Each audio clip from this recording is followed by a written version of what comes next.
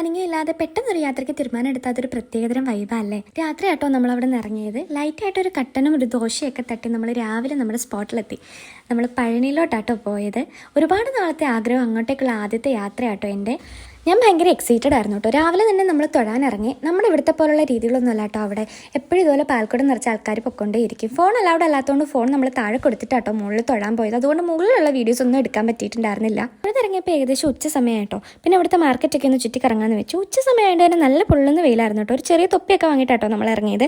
പിന്നെ കണ്ട കടയിലൊക്കെ നമ്മൾ കയറി ഇറങ്ങി. അവിടുത്തെ മാർക്കറ്റിലെ സാധനങ്ങൾ കുറച്ച് എക്സ്പെൻസീവ് ആണെന്ന് എനിക്ക് തോന്നിയിട്ടോ. ഇതിന് 350 രൂപയായിട്ടോ അവർ പറഞ്ഞത്. ഞങ്ങൾ അങ്ങനെ വൈകുന്നേരം ആയപ്പോഴത്തേനും തിരിച്ചു പോകാനുള്ള തയ്യാറെടുപ്പൊക്കെ ആയിരുന്നു.